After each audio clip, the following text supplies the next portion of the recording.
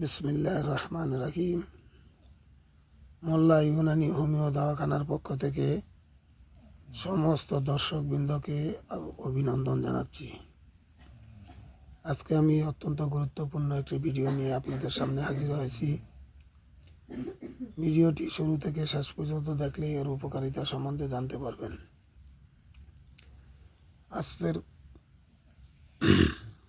আজকের ভিডিও অত্যন্ত গুরুত্বপূর্ণ এই জন্য যে আজকে যেই রেসিপি নিয়েছি এটা মাথা থেকে সমস্ত শরীরের দুর্বলতার জন্য কাজ করে। আজকে আমি আপনাদেরকে শারীরিক যৌন দুর্বলতা, মস্তিষ্কের দুর্বলতা, হার্টের দুর্বলতা এবং বাতে আক্রান্ত রোগীদের জন্য, বাত ব্যথার জন্য, হজম শক্তির জন্য, স্মৃতিশক্তির জন্য, চোখের জ্যোতি বৃদ্ধি করার জন্য এবং অন্যান্য যত রকমের দুর্বলতা মনে করেন সব দুর্বলতার জন্য আপনাদেরকে রেসিপি দিতেছি।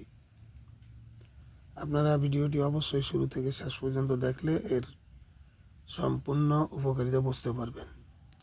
তো আজকে আমি আপনাদের জন্য রসুনের হালুয়া বানানোর প্রক্রিয়া বলতেছি। রসুনের হালুয়া কিভাবে বানাইতে হয় এবং এটার সেবন বিধি এবং এটার কিছু সাইড ইফেক্ট আছে সেটাও আমি আপনাদেরকে বলে দেব।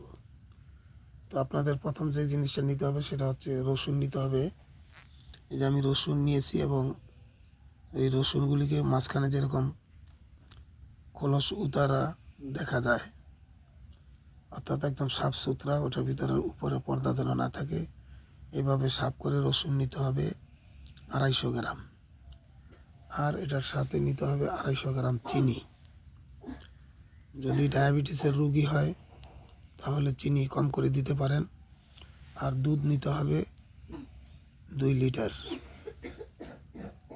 তো এই উপকরণগুলি নেবেন এবং এর সাথে আপনি ইচ্ছে করলে টেস্টের জন্য কিছু বাদাম, 2-4টা এলাচি এবং 1-2 টুকরা দারচিনি দিতে পারেন। তো কীভাবে বানাবেন?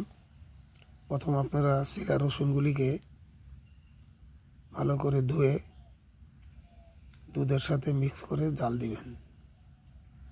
জালটা আস্তে আস্তে হতে হবে, যেন খুব তেজ না হয়, মিডিয়াম বা তার চেয়ে কম হলে ভালো হয়। আস্তে আস্তে জাল দিতে থাকবেন এবং নাড়াইতে থাকবেন। যখন দেখবেন 15-20 মিনিট পরে রসুনগুলি প্রায় গলে গেছে, ওই সময় আপনারা চিনি দিয়ে দিবেন।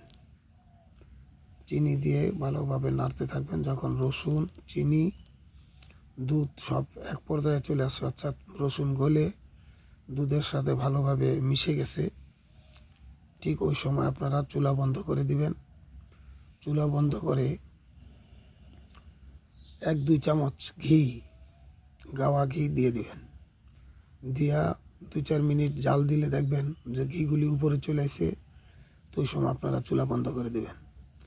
চুলা বন্ধ করে আপনারা বাদাম, তেজপাতা এবং দারচিনির কয়েকটা টুকরা দিয়ে দিতে পারেন। এবং চুলা থেকে যখন আপনারা এটা নামায় নেবেন তো ঠান্ডা করে এটাকে সংরক্ষণ করে নেবেন। এটা খাওয়ার নিয়ম হচ্ছে রাত্রে শোয়ার সময় 1 চা চামচ, যদি অতিরিক্ত দুর্বলতা হয় তো সকালে 1 চামচ খেতে পারেন। যাদের হাই প্রেশার আছে এবং যাদের ডায়াবেটিস আছে তারা অর্ধেক করে নেবেন, অর্থাৎ আধা চামচ করে খাবেন এবং চেক করবেন প্রেশার যেন আপনার বেশি না হয়ে যায়। এটার এতই উপকারিতা যে এই রসুনের হালুয়া যে খাবেন সে কখনো দুর্বল থাকবেন না। মস্তিষ্কের দুর্বলতা, স্মৃতিশক্তি বেড়ে যাবে। হার্টের প্যালপিটেশন অর্থাৎ হার্টবিট বেড়ে গেলে সেটাকে কন্ট্রোল করবে। আপনার রক্তচাপ কন্ট্রোল করবে, ডায়াবেটিসকে ওইটা নিয়ন্ত্রণ করবে, হজম শক্তি বাড়াই দেবে, চোখের শক্তি বাড়াই দিবে এবং যৌন শক্তি এত বাড়বে যে আপনি একা থাকা আপনার জন্য অসম্ভব হয়ে পড়বে। এই জন্য এটা আপনারা সুন্দর করে বানিয়ে নেবেন। যদি কারো বানাইতে সমস্যা হয় আরেকবার আমার কাছে জিজ্ঞেস করে নিতে পারেন এবং যদি কেউ চান কমপ্লিট তো তাকে বানায়ও দেওয়া যেতে পারে। তো আপনারা সবাই সুস্থ থাকেন, ভালো থাকেন। আল্লাহর কাছে এই দোয়াই করি, ভিডিওটি অবশ্যই লাইক, শেয়ার, সাবস্ক্রাইব করবেন। সবাই সুস্থ থাকেন, ভালো থাকেন। আসসালামু আলাইকুম।